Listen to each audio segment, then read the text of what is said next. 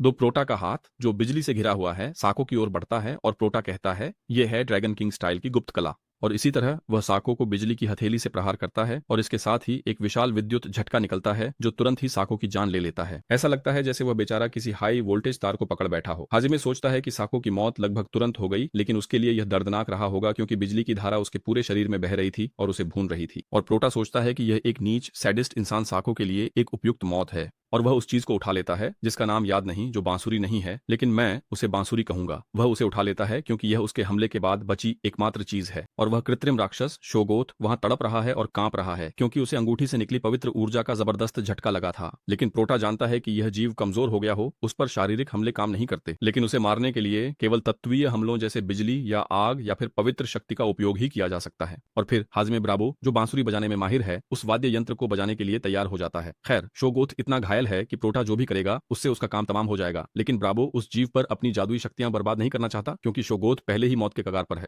और इस तरह प्रोटा दिखाता है कि वह उस बांसुरी और उसके सुरों को बहुत अच्छी तरह समझता है और इसी के साथ वह शोगोथ के विनाश का सुर बजाता है। वह प्राणी इस कदर बिखरने लगता है कि मानो वहां से बस साधारण धुआं उठ रहा हो और इस तरह वह भयानक राक्षस प्रोटा के हाथों अपने अंत को प्राप्त करता है। अचानक कोई हाजिमे से कहता है, अरे तुम्हें यह धुन बजानी आती है? मैं सच में हैरान हूँ। हाँ, वह व्यक्ति पास आकर हाजिमे से कहता है कि यह धुन हमारे संप्रदाय का रहस्य है और उसे यकीन है मंदिर की खुफिया एजेंसी अब तक इस पर हाथ नहीं रख पाई। हमें दिखाया जाता है कि यह नेज है जो यह कह रहा है और वह आखिरकार उस जगह प्रोटा के सामने प्रकट होता है। नेज हमेशा की तरह मुस्कान के साथ प्रोटा को देखता है और हाजिमे से कहता है, तो तुम्हें बहुत कुछ पता है ना? आखिरकार नेज प्रोटा के सामने आ गया, लेकिन हाजिमे को हैरानी नहीं हुई क्योंकि वह जानता था कि नेज परफेक्शनिस्ट है, इसलिए वह जरूर आएगा। ब्राबो जानता है कि नेज जिसे एक महत्वपूर्ण मिशन सौंपा गया है जिसमें वह असफल नहीं हो सकता, वह ऐसे व्यक्ति को नजरअंदाज नहीं कर सकता जो उसी जैसी मार्शल आर्ट्स वाला हो। हाजिमे की योजना नेज को धोखा देने और उससे एक सिफारिश पत्र हासिल करने की है ताकि वह रेड ग्रुप में शामिल हो सके। हालांकि हाजिमे जानता है कि नेज उसे परखने की पूरी कोशिश कर रहा होगा और अब वह समय आ गया है जब प्रोटागोनिस्ट पूरी ताकत से नेज को धोखा देने की कोशिश करेगा ताकि नेज को लगे कि वह भी दानव देवता का उपासक है। प्रोटागोनिस्ट जानता है कि भविष्य बदलने का एकमात्र तरीका यही है कि वह इस रेड का हिस्सा बने। साथ ही हाजिमे भविष्य की कई घटनाओं को बदलना चाहता है क्योंकि वह नहीं चाहता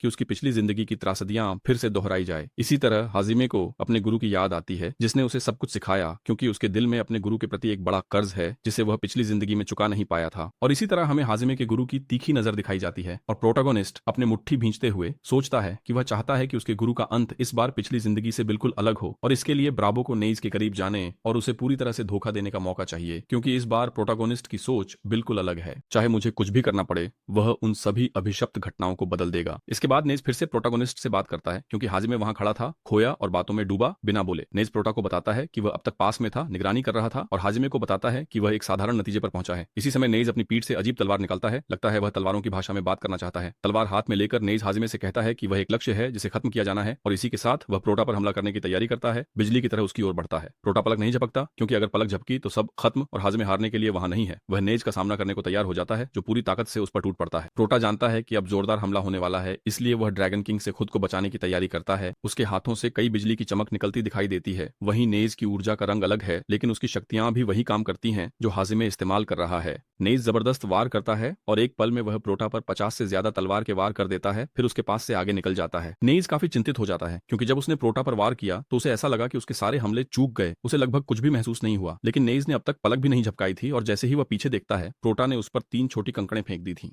यह सब 1 सेकंड से भी कम समय में हो रहा है और नेज दिखाता है कि वह न सिर्फ ताकतवर है बल्कि बहुत फुर्तीला भी है और वह बड़ी आसानी से उन सभी कंकड़ों से बच जाता है। और वह हाजिमे से कहता है, काफी प्रभावशाली है ना? मुझे उम्मीद नहीं थी कि तुम मेरे सभी हमलों से बच जाओगे और ऊपर से तुमने मुझे पलटकर जवाब भी दे दिया। और नेज सोचने लगता है कि इस महाद्वीप पर उसके मास्टर को छोड़कर उससे तेज कोई नहीं होना चाहिए। और प्रोटा हाथ में कंकड़ लिए नेज से कहता है, क्या तुम्हें नहीं लगता कि तुम कुछ ज्यादा ही बढ़ा चढ़ाकर बोल रहे हो? तुम एक निहत्थे आदमी के खिलाफ तलवार का इस्तेमाल कर रहे हो। नेज समझता है कि प्रोटा सही है, क्योंकि अगर वह प्रोटा की ताकत को परखना चाहता है तो उसे परिस्थितियां बराबर करनी होंगी। नेज तलवार जमीन पर फेंक देता है, पिस्तौल उठाता है और गोली चला देता है। नहीं, ऐसा नहीं हुआ। नेज अपनी लचीली तलवार जमीन पर फेंक देता है क्योंकि वह प्रोटा के साथ बराबरी की शर्तों पर लड़ना चाहता है और बहादुर नेज उसी मुकाबला मुद्रा में आ जाता है जिसमें प्रोटा है, क्योंकि दोनों एक ही शैली का इस्तेमाल करते हैं। अब हाँ, हाजिमे जानता है कि नेज उसे केवल मार्शल आर्ट्स से परखेगा और इसी वजह से दोनों मुर्गे की तरह गोल गोल घूमते हैं, कोई भी एक दूसरे के पास नहीं जाता। अचानक वहां एक लाल बिजली दिखती है और हमें पता है कि यह नेज का हमला है। वह प्रोटा के पास बिजली की तरह मुक्कों की बौछार के साथ पहुंचता है जिसमें वह पल्मा दो ट्रोवाओ बिजली की हथेली कौशल का इस्तेमाल करता है। यह ड्रैगन किंग की गुप्त मार्शल आर्ट है जिसमें पूरा शरीर बिजली से घिर जाता है। जो इस कौशल का उपयोग करता है उसे विस्फोटक गति मिलती है है, जिससे उसकी हमले की रफ्तार कई गुना बढ़ती है। हालांकि जो लोग उसी कबीले के होते हैं वे ऐसे हमले से बचाव करना अच्छी तरह जानते हैं, क्योंकि ड्रैगन किंग की गुप्त कला की शैली में न्यू ए फ्लूटवांते मुलायम और तैरती हुई नामक कौशल इन हमलों को रोकने के लिए आदर्श है। इसमें एक में यिन ऊर्जा और दूसरे में यांग ऊर्जा का उपयोग होता है, जिससे दोनों एक दूसरे को आकर्षित करते हैं और इस तरह नेइज और प्रोटा के बीच मुक्कों का आदान प्रदान जारी रहता है। नेइज हैरान हो जाता है क्योंकि कुछ पल पहले ही उसने प्रोटा पर मुक्कों की बारिश की थी, जिनके बारे में उसे यकीन था कि वे लिनु के लिए भी काफी नहीं होते। फिर उसने यिन यांग ऊर्जा के बारे में लंबा समझाया, लेकिन कई बार पढ़ने के बाद सार यही है कि जिसके पास ज्यादा मजबूत ऊर्जा होती है वही दूसरे को पछाड़ता है। ये समझने के बाद नेइज नतीजे पर पहुंचता है कि प्रोटा उतना ही ताकतवर है जितना वह खुद है, क्योंकि वह उसके हमलों को आसानी से रोक पा रहा है, और नेइज जानता है कि प्रोटा ऐसा तभी कर सकता है जब उसमें बराबर की ताकत हो। इस वक्त नेइज पसीना पसीना होने लगता है और उसे एहसास होता है कि हाजिमे सच में बहुत ताकतवर है। ब्राबो उसके सामने खड़ा रहता है, नेइज के हमले का इंतजार करता हुआ, लेकिन नेइज उलझन में है। तब वह प्रोटा से बात करने का फैसला करता है। ये कला तो सिर्फ मुझे और मेरे बड़े भाई को ही सिखाई गई थी, तुम्हें ये कैसे आती है? तुम आखिर हो कौन? मुझे जवाब दो। और हमें बताया जाता है कि नेइज का गुरु दानव देवता का उपासक है, उपासकों की रैंकिंग में 9वें स्थान पर है। उसे पूर्व का गुरु जिन ह्यांग अकेला ड्रैगन के नाम से जाना जाता है, और यह आदमी बहुत ताकतवर है क्योंकि पूर्व के गुरु ने सहारा के रेगिस्तान को पार किया है, जिसे राक्षसों की धरती कहा जाता है, और वह पश्चिम से होते हुए यहाँ पूर्व में असला महाद्वीप तक आ पहुंचा है। अकेला ड्रैगन अपनी शक्ति के साथ रैंक बढ़ाते हुए देवता टार्टोस के पंथ में कार्यकारी रैंक तक पहुंच गया, और उसने एक रहस्यमय तकनीक का इस्तेमाल किया जिसे ड्रैगन किंग स्टाइल कहा जाता है। उसके केवल 2 प्रत्यक्ष उत्तराधिकारी हैं, क्योंकि बाकी शिष्य कभी उत्तराधिकारी नहीं बन पाएंगे, क्योंकि उन्हें ड्रैगन स्टाइल की पूरी कला नहीं दिखाई जाती। लेकिन उत्तराधिकारियों के लिए कुछ भी छुपा नहीं रहता। इन उत्तराधिकारियों में एक झिंगांग का जैविक पुत्र है, जिसे जिंग्यांग भी कहा जाता है, और दूसरा स्वयं नेइज है। हमें बताया गया है कि हर गुरु के पास कम से कम 2 उत्तराधिकारी होने चाहिए, क्योंकि जब वे आपस में लड़ते हैं तो उन्हें उन मार्शल आर्ट्स की और भी गहरी समझ मिलती है जिन्हें वे सीख रहे हैं, क्योंकि एक दूसरे से सीखता है और इसके विपरीत भी। और चूंकि इस मार्शल आर्ट के सिद्धांत बहुत गुप्त हैं, एक गुरु को 2 से अधिक उत्तराधिकारियों की आवश्यकता नहीं होती, क्योंकि सभी सिद्धांत बाकी सभी के लिए गोपनीय ही रहने चाहिए। और इसी तरह नेइज प्रोटा से कहता है, मैंने कभी तुम्हारा चेहरा नहीं देखा, मुझे पूरा यकीन है कि तुम हमारे गुरु के शिष्य नहीं हो। नेइज प्रोटा से कहता है कि वह बहुत संदिग्ध है, लेकिन यह उसमें एकमात्र संदिग्ध बात नहीं। वह कहता है कि हाजिमे ने दानवी पंथ की एक मूल्यवान संपत्ति शोगोथ नष्ट किया है, और प्रोटा से कहता है कि शोगोथ खास इसी छापेमारी के लिए बनाया गया था और उसके विकास में 100 लोगों का इस्तेमाल हुआ था। वह निष्कर्ष निकालता है कि उसे यह भी यकीन नहीं कि हाजिमे टार्टोस देवता का उपासक है। नेइज उसकी ओर देखता है और महसूस करता है कि वह बहुत गंभीर है। नेइज प्रोटा से पूछता है, मैं तुमसे फिर पूछ रहा हूँ, तुम हो कौन और क्या चाहते हो? और प्रोटा बहुत चालाकी से हल्की सी मुस्कान के साथ कहता है, असल में तुम मेरे बारे में ज्यादा जानते ही नहीं हो, क्योंकि यकीनन मास्टर ने न तो तुम्हें और न ही अपने बेटे को मेरी मौजूदगी के बारे में बताया होगा।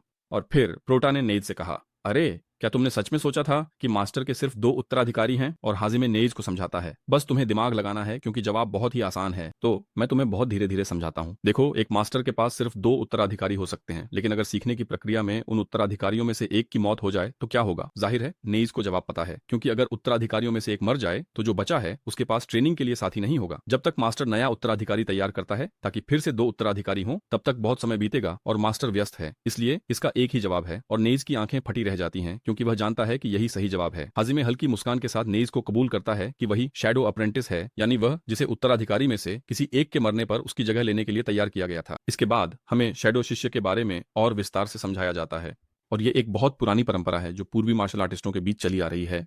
इस परंपरा के अनुसार एक शैडो शिष्य को पंथ में कोई भी नहीं जानता। वह एक ऐसा व्यक्ति होता है जिसे गुरु द्वारा गुप्त रूप से प्रशिक्षित किया जाता है, ताकि अगर उसके उत्तराधिकारियों के साथ कुछ भी हो जाए तो वह आधिकारिक उत्तराधिकारी बन सके। यह शैडो शिष्य एक छुपा हुआ त्रुप का पत्ता है, क्योंकि उसकी मौजूदगी से संप्रदाय के विलुप्त होने का कोई भी संभावित खतरा टल जाता है। अब अगर दोनों उत्तराधिकारियों का प्रशिक्षण सामान्य रूप से चलता है तो शैडो शिष्य को मार दिया जाता है, क्योंकि वह व्यक्ति है जिसे संप्रदाय के बारे में सब कुछ पता होता है, यहाँ तक कि उसकी सबसे गुप्त कलाओं के बारे में भी। इसीलिए अगर उसे जीवित छोड़ दिया जाए तो वह गुरु के आधिकारिक उत्तराधिकारी के लिए संभावित समस्याओं का कारण बन सकता है। और प्रोटा जानता है कि नेइज भी जानती है कि यह सच है, क्योंकि ये उसने खुद नहीं बनाया था। हालांकि हाजिमे जानता है कि असली शैडो शिष्य समय पर मंदिर नहीं पहुंच सकता ताकि छापेमारी में भाग ले सके, क्योंकि उस व्यक्ति को अलाना और उसके साथियों द्वारा पकड़ लिया जाएगा। और प्रोटा मुस्कुरा उठता है जब वह अपनी प्रिय को याद करता है और सोचता है कि इस समय वह शायद कुछ ऐसा कर रही होगी जो उसकी राजकुमारी की भूमिका में फिट नहीं बैठता। और चूंकि हाजिमे को भविष्य में होने वाली कई बातों का पता है, वह इसका फायदा उठाने और नेइज को धोखा देने का इरादा रखता है। और फिर नेइज पूछता है, ठीक है, अगर तुम सच में शैडो शिष्य हो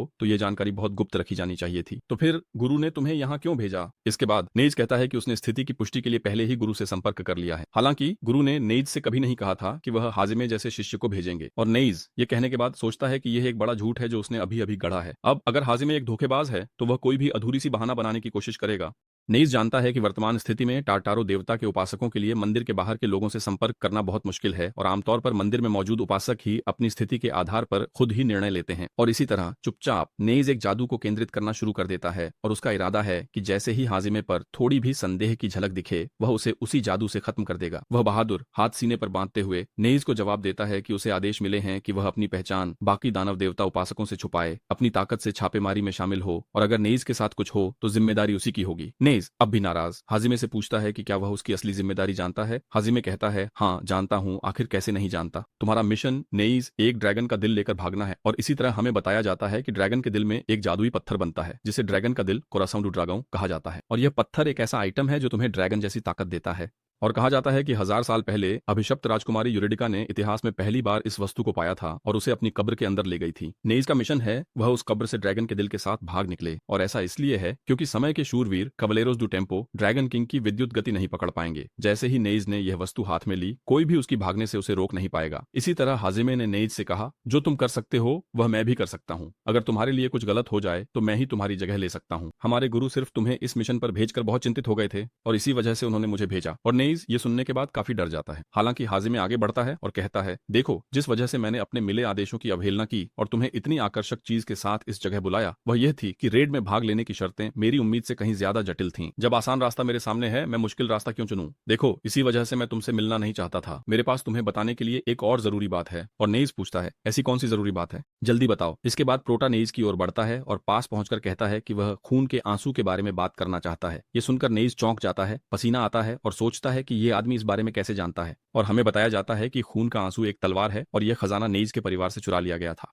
वह मास्टर का पीछा कर रहा है क्योंकि मास्टर ने वादा किया है उसकी तलवार वापस दिलाने और मंदिर से बदला लेने में मदद करेगा। और बात इसके बारे में दो लोग जानते हैं, मास्टर और नेइज। इसी के साथ नेइज प्रोटा से पूछता है, तो तुम्हें खून के आंसू के बारे में क्या पता है? और प्रोटा बहुत चालाकी से उसे जवाब देता है, भाई मैं तुम्हें तभी बताऊंगा जब लगेगा कि तुम भरोसेमंद हो। क्यों ना तुम पहले एक काम कर दो और मेरी जिंदगी आसान बना दो। तुम मुझे रेड ग्रुप में जोड़ सकते हो, है ना? मैं अब इन बेवकूफी भरे मिशनों से बहुत थक चुका हूं जो सिर्फ कमजोर लोगों के लिए बनाए जाते हैं। और नेइज जब प्रोटा का प्रस्ताव सुनता है तो वह हिचकिचाता है और बहुत सोच में पड़ जाता है और जानता है कि हाजिमे ने उससे जो कुछ भी कहा है उसके बाद उस पर विश्वास न करना नामुमकिन है। यह आदमी वाकई में मास्टर की छाया का शिष्य है। और इसी तरह हाजिमे नेइज से हाथ मिलाता है और कहता है कि अब वह उसकी देखभाल में रहेगा। हाजिमे सोचता है कि अपनी पिछली जिंदगी में उसके बहुत सारे दोस्त और साथी थे जो बेवजह गायब हो गए और इन लोगों में से वह पहली व्यक्ति जिसका भाग्य वह बदलेगा वह खुद होगा। और सीन बदलता है प्रोटा की यादों में जो एक गुफा के अंदर है और कोई उस समय के हाजिमे को डरा रहा है और वह निश्चित रूप से पूरी तरह से डरा हुआ है। वहीं वह व्यक्ति उसकी गर्दन के बहुत पास वार करने के बाद वह हथियार उठाता है और कहता है, अब तुम्हारे पास एक विकल्प है, मुझे बताओ तुम क्या चाहते हो। तुम्हारे पास दो विकल्प हैं, या तो मेरी अंतिम मार्शल आर्ट्स तकनीकें सीखकर मुझे इस अभिशप्त जगह से बाहर निकलने में मदद करो या अभी मर जाओ और राक्षसों का खाना बनो। समझे? जल्दी फैसला करो, तुम क्या चाहते हो। हमें दिखाया जाता है कि नेइज बहुत गुस्से में है। नेइज ही प्रोटोगोनिस्ट का गुरु था और सब कुछ नेइज द्वारा उसे मार्शल आर्ट्स सिखाने से शुरू हुआ।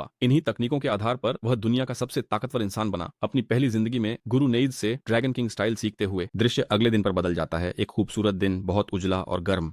और उसी दिन उन सभी सदस्यों के नामों की घोषणा कर दी जाती है जो रेड में भाग लेने वाले हैं और इस सूची में शामिल सभी लोगों को कल सुबह 6 बजे बुलाया जाएगा। वे सभी एक ही जगह पर रहेंगे, प्रशिक्षण लेंगे और रेड के दिन तक तैयारी करेंगे। वहां एक बोर्ड है जिस पर दर्जनों नाम टंगे हुए हैं और यह सूचित किया जाता है कि गोपनीयता के हित में समूह के बाहर किसी भी व्यक्ति से बातचीत सख्त रूप से प्रतिबंधित है। और उन्हीं में प्रोटा भी है जो खुश है क्योंकि सब कुछ उसके योजना के अनुसार हो रहा है। और इस तरह बहादुर जानता है कि अब उसे इस रेड के सभी खतरों का सामना करने के लिए सारी तैयारियां करनी होंगी। इसके बाद प्रोटा सोचता है कि काली धातु की मकड़ी का काल कोठरी उन 3 काल कोठरियों में से पहली थी जिनका उसने गोए थे और उसके समूह से वादा किया था कि वे उन्हें पूरा करेंगे। फिर बासिलिस्क के घोंसले की बारी आई जिसमें प्रोटा ने अकेले ही पूरी काल कोठरी को साफ कर दिया था। आखिर में है ग्लोबिनो की मांद जो असल में वह गांव है जिसे एसाक ने तबाह कर दिया था। नेइज ने सभी दस्तावेजों को जाली बनाकर उस जगह को एक बेलगाम ग्लोबिनो की मांद में बदल दिया। और इस तरह गोएथे के समूह के तीनों सदस्य प्रोटा के बहुत आभारी हैं क्योंकि हाजिमे ने वह सब कुछ पूरा किया जो उसने उन तीनों से वादा किया था। और इस तरह वे विदा लेते हैं। तीनों प्रोटा का धन्यवाद करते हैं और हाजिमे उनसे कहता है कि अपना ध्यान रखना। फिर वह बहादुर उनसे कहता है, देखो अब तुम सबके पास बड़ी उपलब्धियां हैं और कई पद खाली हो गए हैं क्योंकि लगभग 40 गुलामों को विशेष छापेमारी मिशन के लिए चुना गया है, तो निश्चित ही तुम तीनों का प्रमोशन होगा। और इसी के साथ हाजिमे एक प्रेरणादायक भाषण शुरू करता है और कहता है, अब से जैसे ही तुम्हारा प्रमोशन होगा तुम्हारे लिए रास्ता और भी कठिन हो जाएगा। तभी दाली बीच में टोकते हुए कहता है, बड़े भाई क्या मैं एक सवाल पूछ सकता हूँ?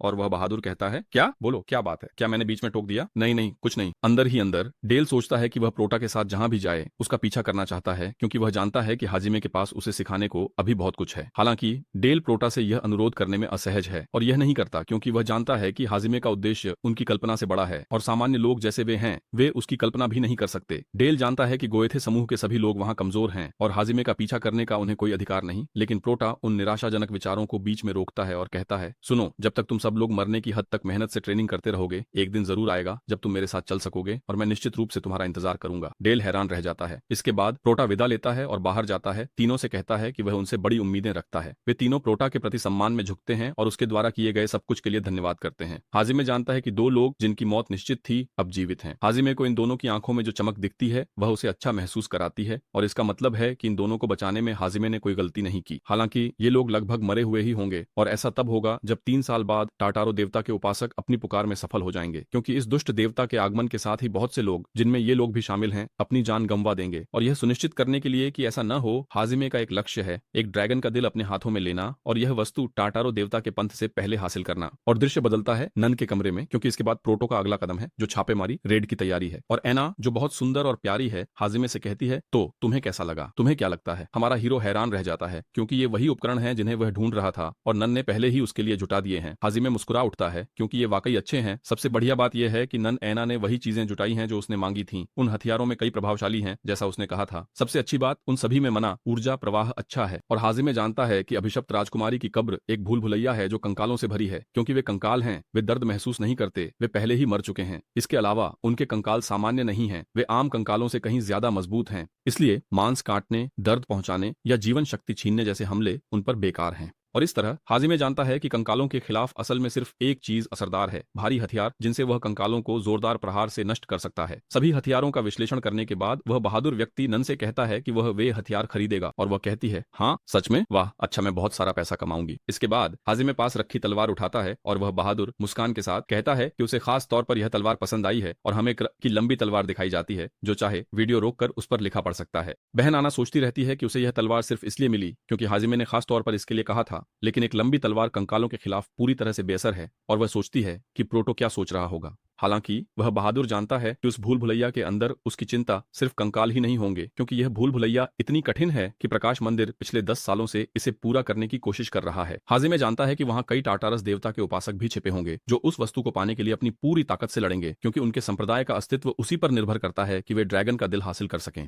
प्रोटो जानता है कि ड्रैगन का दिल पाने के लिए उसे न सिर्फ कंकालों से बल्कि वहां मौजूद सभी लोगों से भी गुजरना होगा। वह जानता है कि जैसे ही वह उस रेड में प्रवेश करेगा, उसके समूह के सभी लोग उसके दुश्मन बन जाएंगे। और एक बात है, प्रोटो जानता है कि नीत अभी भी उस पर भरोसा नहीं करता। भले ही वह सच बोले, नीत को मनाना आसान नहीं होगा। अब प्रोटो अपनी तलवार के साथ सोचता है कि अगर वह नीत को मनाने में असफल रहा तो दोनों निश्चित रूप से लड़ेंगे और अगली लड़ाई अधूरी नहीं रहेगी। इसी तरह हाजिमे खुद को नीत के खिलाफ मौत तक लड़ने के लिए तैयार करता है। अगर वह उसे मनाने में नाकाम रहता है, तभी कोई माहौल तोड़ता है, दरवाजा खटखटाता है और एक बहन अंदर आती है। कौन सी बहन है ना? बहुत सुंदर। वह देर से आने के लिए माफी मांगती है और अपना परिचय देती है कि वह एंजेलिया है और वह रिसर्च इंस्टीट्यूट की एक जादूगरनी है, और हाजिमे से पूछती है कि क्या वह वही प्रिय ग्राहक है जिसके बारे में बहन एना हमेशा बात करती है। इसके बाद एंजेलिया अपनी दिव्य शक्ति से सभी उपकरणों को शक्ति देना शुरू करती है और एक को जादुई शक्ति व अन्य गुणों से भर देती है, और यह सब वह जादू से करती है। जितना अधिक कुशल जादूगर होगा उतनी ही शक्तिशाली और अधिक चमकदार होंगी उसकी दी गई शक्तियां। और हाजिमे काफी हैरान रह जाता है, क्योंकि अगर उसे सही याद है तो बहन एंजेलिया उस समय की सबसे बेहतरीन जादूगरों में से एक है। और कुछ समय बाद एंजेलिया अपना जादू करने की प्रक्रिया शुरू करती है और कहती है कि वे सब कुछ उस पर छोड़ सकते हैं। और फिर वह देवी एरिया, प्रकाश की देवी, से प्रार्थना करना शुरू करती है कि वह हम पर अपनी रोशनी बरसाए। और इस तरह वह एक एक करके हर उपकरण में प्रकाश की शक्ति भरना शुरू कर देती है और वह कमरा पूरी तरह से एक बहुत तेज सुनहरी चमक में घिर जाता है। और थोड़े ही समय में वह हाजिमे के सभी उपकरणों को आशीर्वाद दे देती है। अब सभी वस्तुओं में आशीर्वादित विशेषता है और इस तरह हाजिमे न केवल उन लोगों से बल्कि उस काल कोठरी के राक्षसों से भी लड़ने के लिए तैयार है। और हाँ, अगर वह अपने सभी उपकरणों को आशीर्वादित नहीं करता तो उसे पता है कि वह उस मकबरे, अभिशप्त राजकुमारी के मकबरे की दुष्ट ऊर्जा का सामना नहीं कर पाएगा। अब हाँ, हाजिमे पूरी तरह तैयार है, क्योंकि आखिरकार सभी बुनियादी तैयारियां पूरी हो चुकी हैं। और क्योंकि एंजेलिया कुछ भी मुफ्त में नहीं करती, अब भुगतान करने का समय है। उसने 5 वस्तुओं को आशीर्वाद दिया और कुल मिलाकर उसे 3000 सोने मिलते हैं। और एना अपनी बहन को भुगतान करती है और बहुत आभारी है कि उसने उसकी पुकार का उत्तर दिया। इसके बाद इधर पैसे, उधर मुस्काने और सभी खुश हैं, खासकर बहन एंजेलिया। लेकिन हाजिमे कुछ सोच में डूबा हुआ था, क्योंकि उन्होंने जादू की प्रक्रिया में 3000 सोने खर्च कर दिए थे और वह अच्छी तरह जानता है कि बहन एंजेलिया कितनी कुशल है, क्योंकि 3000 4 सोने तो लगभग मुफ्त ही थे। और इस तरह प्रोटो बहुत खुश हुआ क्योंकि व्हाइट रोज ने एक बार फिर उसकी मदद करने के लिए अपने गुलाबों को हिलाया। इसके बाद बहन एना हाजिमे से कहती है, तो चलो अपने खर्चों का हिसाब लगाते हैं, मुझे पैसे चुकाने हैं। और प्रोटो कहता है, हाँ क्या तुम्हें वाकई यकीन है? और वह कहती है, हाँ क्या मतलब, तुम क्या कह रहे हो? मुझे यकीन है तुमने मेरा सामान खरीदा है, अब भुगतान करने का समय है। लेकिन हाजिमे तुरंत ही विषय बदल देता है। वह बहन एना से कहता है, अगर तुम मुझे हर दिन ऐसे ही प्यारे चेहरे से देखती रहोगी तो मैं तुम्हें शैतान की बहन कहना छोड़ दूंगा, क्योंकि तुम्हारी वजह से मुझे जादू प्रक्रिया के लिए लगभग कुछ भी नहीं चुकाना पड़ा। लेकिन शैतान की बहन ने यह जानबूझकर किया था ताकि प्रोटो उस पर एहसानदार हो जाए। और शैतान की बहन, जो बहुत चालाक है, हाजिमे से कहती है, क्या हुआ प्यारे ग्राहक, अब हम अजनबी नहीं हैं,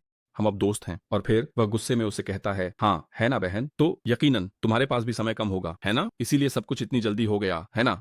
और बहन एना प्यारी शक्ल बनाती है और शर्मिंदा हो जाती है क्योंकि उसका ग्राहक हाजिमे बहुत सुंदर और चालाक है। वहीं बहन एना लंबी सांस लेती है और कहती है, हाजिमे अब मुद्दे पर आते हैं, क्या तुम्हें कुछ भूल तो नहीं रहा, है ना। और प्रोटो बड़ी बेशर्मी से उससे कहता है, क्या मतलब, बिल्कुल नहीं, सब कुछ तैयार है, अब मुझे यहाँ से जाना है, अब मेरे पास एक भी पैसा नहीं बचा, मैं बिल्कुल कंगाल हूँ। बहन एना लगभग बेहोश हो जाती है और कहती है, क्या मैंने अपना पैसा तुम्हारे कारोबार को आशीर्वाद देने में खर्च किया, अब तुम्हारे पास मुझे चुकाने को कुछ नहीं? ग्राहक, आप क्या कहेंगे? हाजिमे के पास बेसिलिस्क के कुछ उत्पाद हैं पर उनकी कोई कीमत नहीं, केनी का गांव नकली डंगोअन था। तो वह एना को जवाब देता है, देखो मेरे पास कोई पैसा नहीं है और तुम्हें देने के लिए भी कुछ नहीं है। और बहन एना, जो पूरी उम्मीद में थी, हकलाने लगती है और कहती है, एक पैसा भी नहीं, उफ, तुमसे तो मुझे गुस्सा आ रहा है, तुम्हारे पास मेरे लिए कुछ भी नहीं? फिर प्रोटो नाम का शरारती आदमी बहन एना की तरफ मुस्कुराता है और अपनी सिल्वर चाबी को सक्रिय करते हुए कहता है, तो तुम्हें यह कैसा लगेगा? क्या यह ठीक रहेगा अगर मैं तुम्हें इससे भुगतान कर दूं? क्या तुम उपकरणों के रूप में भुगतान स्वीकार करोगी? हमें बताया जाता है कि हाजिमे के पास बेलियाल और जगान का जहर है, दोनों बेहद घातक हैं। ये सुनकर नन लगभग बेहोश हो गई क्योंकि वह परसेफोन गिल्ड के जहरों की घातकता जानती है। और वह कहती है, बिल्कुल, ये काफी अच्छा है, मुझे दोगे? ओ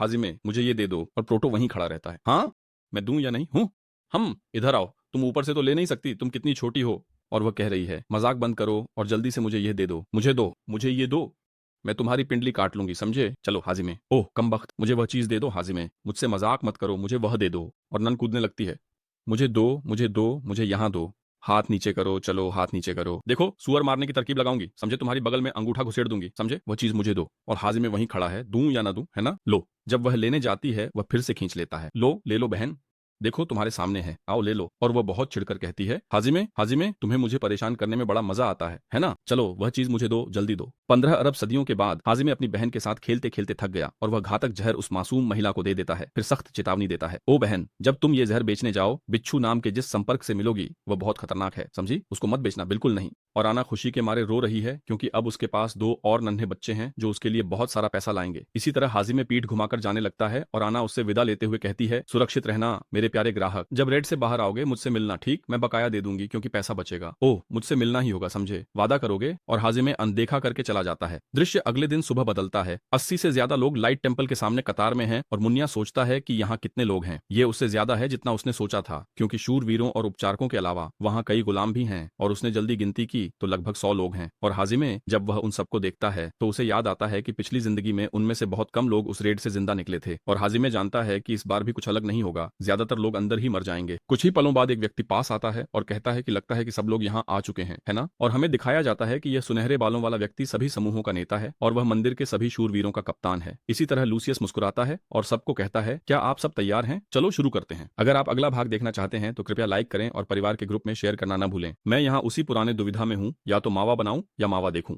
तो ऐसा ही है ना। चलो बनाते हैं, है ना। कहानी फिर से शुरू होती है जिसमें प्रिंसेस एबोमिनेबल की कब्र की डंगोनन रेड के सभी सदस्यों को दिखाया जाता है और यही वे लोग हैं जो इसमें भाग लेंगे। पुजारियों की रैंकिंग में से 10 उपचारक और 18 युद्ध शूरवीर होंगे और इस समूह में हाजिमे एक उपसमूह का हिस्सा है क्योंकि वह गुलामों के शिकार करने वाली टीम में है जिसमें कुल 20 गुलाम हैं। इसके बाद इंक्विजिटर्स की टीम आती है जिसमें 12 युद्ध इंक्विजिटर और 6 उपचारक होते हैं और इंक्विजिटर्स के उपसमूह में भी उनके साथ 20 युद्ध गुलाम जाते हैं जिसमें नेयाड़े भी शामिल है। कुल मिलाकर 82 लोग हैं जो 2 समूहों में बंटे हुए हैं और उन सभी की अपनी अपनी खास भूमिका है। एक अग्रिम पंक्ति की टीम है जिसका काम निकट दूरी की लड़ाई, रास्ते की सुरक्षा, गश्त और खोज करना है और साथ ही पीछे की टीम की भी रक्षा करना है। वहीं दूसरी टीम पीछे की पंक्ति की टीम है जिसमें लंबी दूरी से हमला करने वाले लोग, कई उपचारक, बफ, जादू, सहायक, ये सब लोग पीछे रहते हैं। ये सभी 86 लोग अपने अपने नेताओं के अधीन रहेंगे। चिकित्सकों की टीम का नेतृत्व कप्तान अर्नो करेंगे। कैप्टन लियोना वह पूरी पीछे की पंक्ति का नेतृत्व करेंगी और यह महिला बहुत जबरदस्त है, ढेर सारे बफ्स के साथ। और अग्रिम पंक्तियों में कप्तान मैथियास उनका नेतृत्व करेंगे। और क्वा शायद अपने बालों में कंघी कर रहा है, क्योंकि इस सीन में सिर्फ उसके बाल ही दिखाए गए हैं, तो वह जरूर बालों में कंघी कर रहा होगा। बालों में कंघी करने के बाद क्वा दिखाई देता है, जो सभी समूहों का कप्तान है, जिसे श्री लूसियस या सर लूसियस या संत लूसियो के नाम से जाना जाता है। और जब भी लोग उसे देखते हैं तो तालियां बजाते हैं और उसका नाम चिल्लाते हैं, क्योंकि यह आदमी बहुत करिश्माई है और साथ ही एक जन्मजात नेता भी है। कप्तान लूसियस के शरीर पर स्टिग्मा है। यह भगवान द्वारा कुछ इंसानों को दिया गया निशान है। इसे धारण करने वालों को संत, और अगर महिला हो तो संत महिला कहा जाता है। उन्हें भगवान की ओर से उच्च अधिकारिता मिलती है, जो उनके मामले में देवी से आती है। सबसे सराहनीय यह है कि मृत्यु के बाद वे उसी भगवान के फरिश्ते बन जाते हैं जिसकी वे सेवा करते हैं। और लूसियस प्रकाश के संत हैं, जिन्हें 7 साल की उम्र में अपनी स्टिग्मा प्राप्त हुई थी। सभी लोग संतों की बहुत प्रशंसा और सम्मान करते हैं, जैसे वे फरिश्ते हों। वहां हर कोई रो रहा है और भावुक है, क्योंकि हाजिमे जानता है कि संत आम लोगों के सामने शायद ही कभी इस तरह प्रकट होते हैं। लेकिन कुछ लोग ऐसे भी हैं जिन्हें संत पसंद नहीं है, जैसे कि न्याड़े। संत को देखकर वह और भी ज्यादा गुस्से में आ जाता है, लेकिन न्याड़े के अपने कारण हैं। और प्रोटो सोचता रहता है कि न्याड़े ऐसा व्यवहार क्यों कर रहा है। हालांकि उसे जल्दी याद आ जाता है। संत लूसियो वहां लोगों से बात करना शुरू करते हैं और कहते हैं वे भविष्यवाणी करेंगे। वे कहते हैं कि इस छापेमारी के साथ वे अभिशप्त राजकुमारी की कब्र को पूरा कर लेंगे, क्योंकि वे 10 सालों से इसे पूरा करने की कोशिश कर रहे हैं, लेकिन कोई सफलता नहीं मिली है। लूसियस कहते हैं कि इस दुनिया के 8 रहस्यों में से एक उजागर होने वाला है और उनका नाम इतिहास में अमर हो जाएगा, क्योंकि इस छापेमारी के सभी सदस्य हमेशा के लिए चर्च द्वारा सच्चे नायकों के रूप में याद किए जाएंगे, और जो भी गुलाम है वह इस छापेमारी के बाद आजाद इंसान बन जाएगा। इसी तरह लूसियस सभी को जोश से भरते हैं और कहते हैं कि वे आज से शुरू होने वाले कठिन प्रशिक्षण का सामना करें, और यह भी कहते हैं कि उनके साथ मिलकर वे महिमा के मार्ग पर चलेंगे। इसके बाद सभी प्रार्थना करना शुरू करते हैं और ऊंची आवाज में कहते हैं, हे देवी आर्या, हमें अपनी शाश्वत ज्योति से मुक्ति दिखाओ। वे रुकते नहीं, लगातार देवी आर्या की ज्योति के लिए पुकारते और प्रार्थना करते हैं। और इसी तरह दृश्य बदल जाता है और जगह वाकई बहुत खड़ी है। आसमान में कई गरुड़ उड़ रहे हैं, क्योंकि वही जगह विशेष प्रशिक्षण का मैदान है, जिसे पीका का त्रिशूल के नाम से जाना जाता है। अगर आप वहां देखें तो कई लोग ऊपर चढ़ रहे हैं। उन सभी को अधिक सहन शक्ति पाने के लिए प्रशिक्षित किया जा रहा है। और प्रोटो भी वहां है, चढ़ते हुए और प्रार्थना करते हुए कहता है, महिमा है ना? महिमा किसके लिए है ना? पता नहीं किस महिमा के लिए। हे भगवान, यहाँ तो हालत लगभग छिल गई है।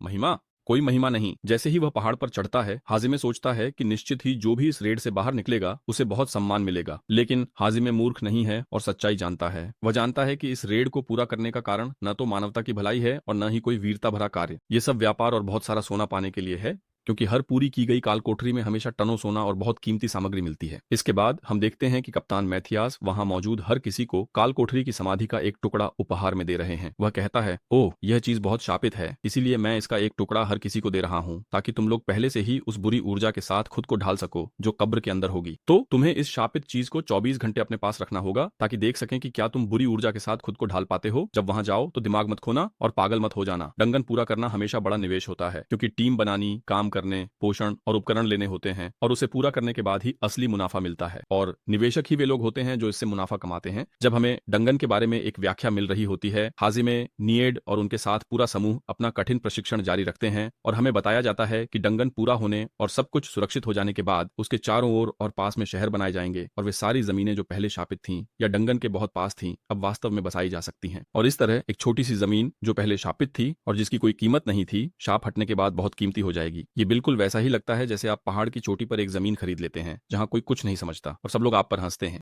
फिर एक कंपनी आती है और कहती है, हमें आपके जमीन पर कुछ मोबाइल टावर लगाने हैं, मैं तुम्हें हर महीने 20,000 दूंगा, तुम्हें कैसा लगेगा? और फिर आप मान ही जाते हैं, है ना? मसला भी कुछ ऐसा ही है उस काल कोठरी के मामले में। हमें बताया जाता है कि प्रकाश मंदिर का तीसरा मंदिर असल में कुछ और नहीं बल्कि एक अग्रिम चौकी है, ताकि संत लूसियस अभिशप्त राजकुमारी की डंजियन को पूरा कर सके। इसी मंदिर में जहां वे लोग जिनमें छापेमारी की क्षमता है प्रशिक्षण ले रहे हैं, और यह प्रशिक्षण बहुत कठिन, उच्च स्तर का और रोजाना होता है। और बैकअप टीम की कप्तान अपनी नाव लेती है और एक प्रकाश जादू का इस्तेमाल करना शुरू करती है, जिसमें कई प्रकाश की गोलियां हवा में तैरने लगती हैं। और वह कहती है, सुनो दोस्तों, ध्यान देना, ठीक है? ये गोलियां ऐसे हैं जैसे दुश्मनों के जादुई हमले हों। जिस व्यक्ति को 3 बार ये लग जाए वह हाथ उठाएगा और बाहर हो जाएगा। और इसी तरह वह कई प्रशिक्षण हमले छोड़ती है, कुछ लकड़ी के, कुछ आग के,